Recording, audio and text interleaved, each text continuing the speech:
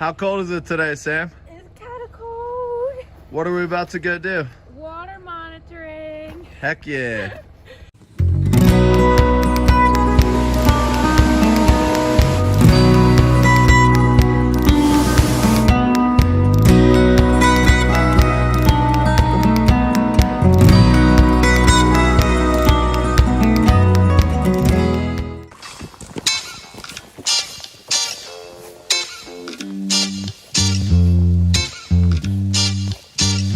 Friends of Blackwater has a number of water monitoring projects, and the ultimate goal of gathering this data at these different seeps and streams is to eventually understand what we need to do to treat the water so that it eventually returns back to its natural state. Some issues that we're seeing with the water around Blackwater Canyon Watershed is acid mine drainage, when water flows underneath the ground through the abandoned coal mines that aren't in use anymore, and it comes out in the form of iron and acidity in the water. Basically, when it gets really bad, it kills everything that would live inside the watershed. We're going to be using this machine here called the Oakton PC 450. Basically, this is going to tell us the pH or acidity of the water. It's going to tell us the temperature of the water and the conductivity of the water. We're gonna travel around today. We're going to test the water at a bunch of different locations that have impairment of some sort or the other, and we're gonna bring you along for the ride. So here we are at Seep 100-2. Now this blue one here, this probe, is going to take the pH of the water. This yellow one here is going to take the conductivity of the water, basically how well it can hold an electrical current. And the pH, anything around 7 is going to be pretty good and what you would want to see in nature, because that means that it's neutral. Anything below 7 is starting to get acidic, and the lower you go, the worse it is.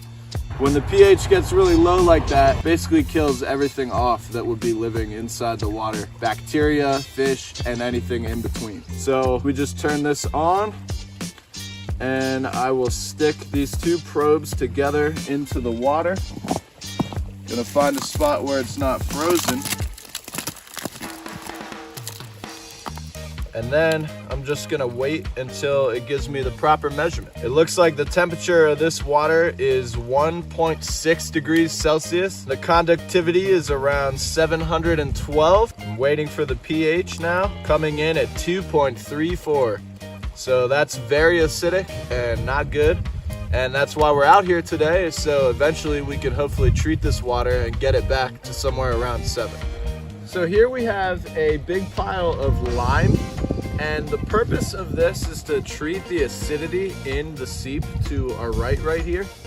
And basically this lime is alkaline in pH, meaning that it's above a 7 to a pretty high degree. And when it mixes with the water, it dissolves and neutralizes the acidity, which is below a 7, in hopes to get the water closer to a 7 or neutral.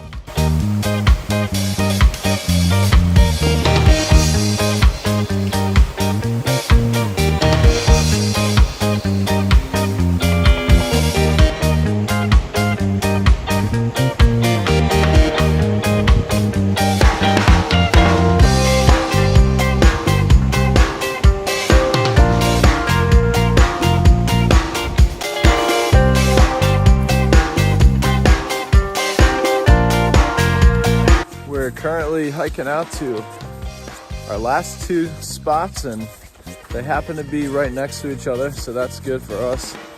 And we're walking through some beautiful habitat right here.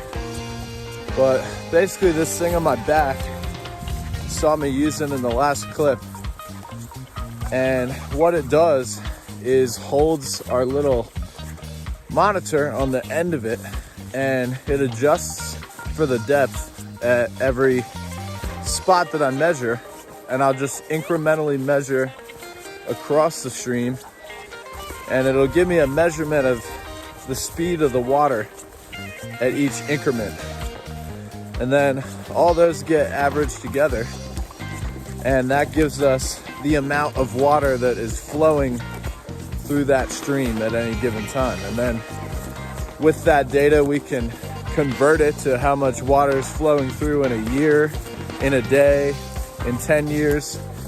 And then if we know how much pollution of whatever sort is in a certain amount of that water, then we can figure out how much pollution is going through that stream at any given point in time, which will in turn help us treat the water. So here I have 2 water sample bottles, and basically what I'm going to do is rinse these out in the stream a couple times each to make sure that nothing that's inside the bottles can affect our samples. Then I'm going to fill each of them up with water from this stream, and then the other one that we just sampled out as well. And these are going to get filtered. The one that goes in this bottle gets filtered and then sent off to the lab in a separate bottle. This one goes straight from this stream to the lab, but none of that really matters. All that matters that you know is that what we are testing for is the amount of metal in the water. Specifically, we're looking at a couple different things, including iron and aluminum content. And that's just a couple things that impair the stream and aren't too healthy for the animals in it. And this data that we get back from the lab is going to allow us to figure out how we treat this river and all the other streams that we've looked at today.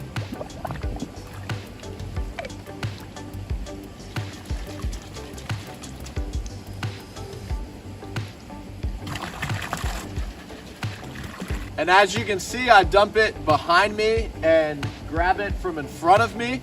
And all that's going to do is make sure that I'm getting clean water that's coming from the upstream direction and then pouring it in the downstream direction. That way that anything that I swish out of this bottle doesn't end up in my sample that I take from the stream.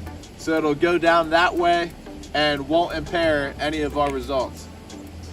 And we do it 3 times just to be sure.